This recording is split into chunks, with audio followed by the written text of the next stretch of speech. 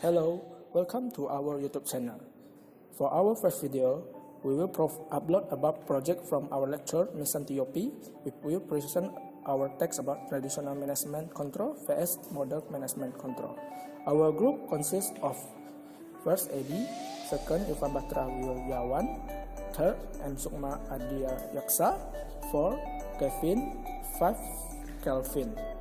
First, we are going to tell you the definition. What is management control system? A management control system, or MCS, is a system which gather and use information to evaluate the performance of different organization resources like human, physical, financial, and also organization as a whole in light of the organizational strategy pursuit.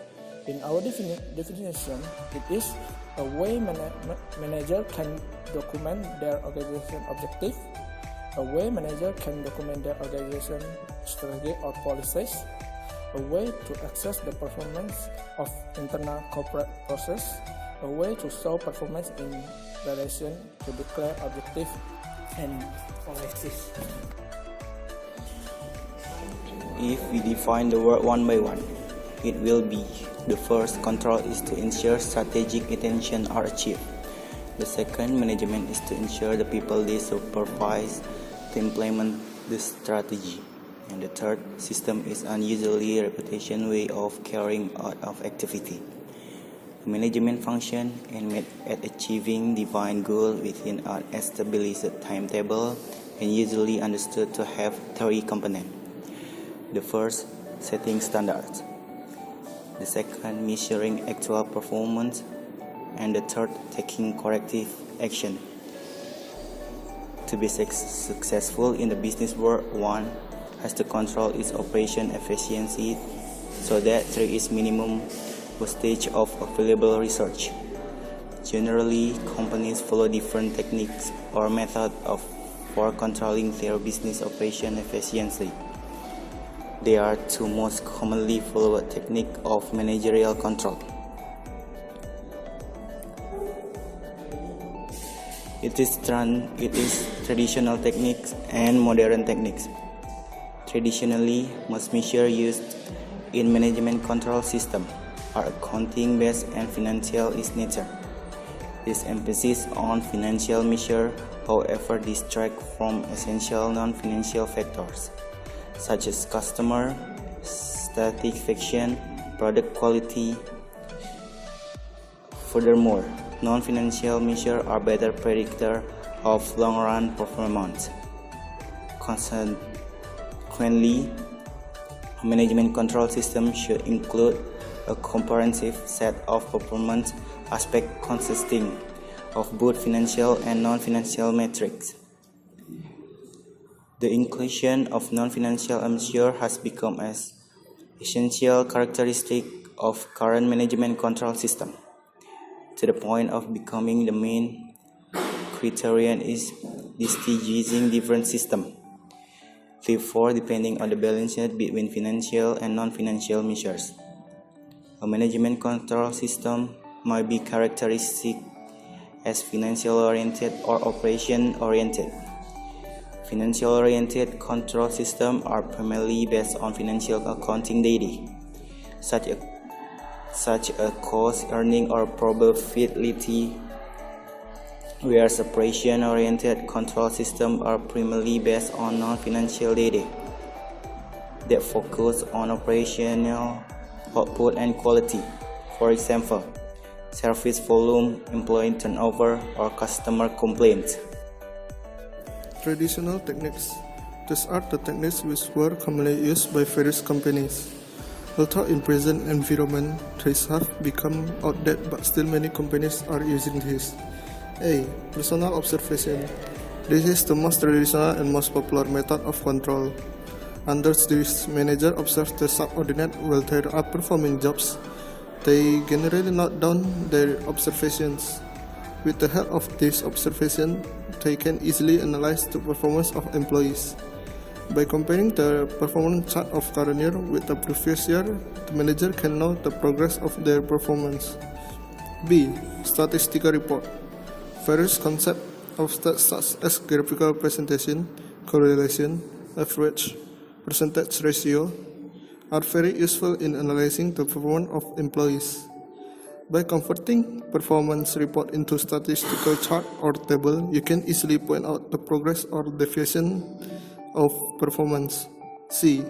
Break-even analysis. Break-even analysis is a useful technique to study relationship between cost and profit. Break-even point is a point of no profit, no loss. When sales reach break-even point, it refers to sales amount at which company is neither earning profit nor incurring loss. With the help of break-even analysis technique, manager can estimate profit at level of cost and revenue.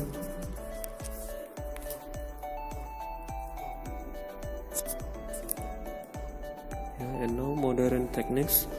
These are the techniques which are generally preferred by the large-scale business in this modern era, as these are common control techniques such as first, return on investment. This technique is also known as return on capital employed. The essence of this approach is that profit is not taken as an absolute figure, but it is considered in relation to capital invested. With this method, we can compare the earnings of one company with other even when they have invested different capital, because it determines the ratio of earning and not the absolute earning. B. Ratio analysis.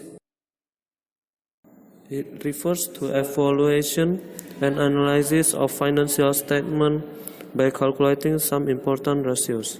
The common ratios which help to draw important conclusions from the financial statement are liquidity ratio, solvency ratio, profitability ratio, and turnover ratio.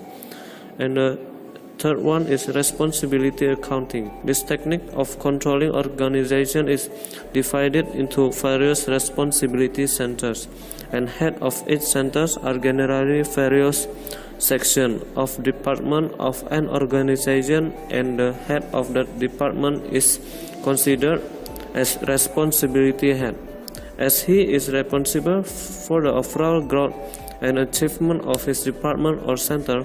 Following are the various types of center. First, cost centers, and the second one is revenue center, third, profit center, and fourth, investment center. And now we go to the fourth, is management audit. This control technique helps to measure this efficiency level of managers. Financial audit has been used by firms from long time, but the management audit is a new concept. Management audit is a comprehensive and constructive review of the performance of management team of any organization. It reviews overall plan and policies of managers. It will highlight possible opportunities for the organization. It ensures updating of existing managerial policies and strategies in the light of environment change. Conclusion. So from the presentation before, we get a conclusion that after learning the traditional and modern technique of managerial control, we have concluded that small-scale business houses generally follow the traditional technique of controlling, while on the other hand, large-scale business mostly prefer modern technique using different ratio.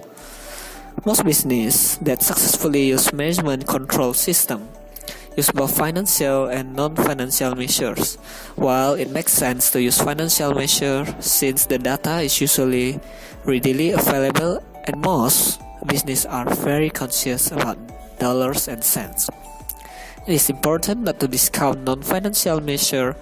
Non-financial measures significantly impact business of all types and must be monitored.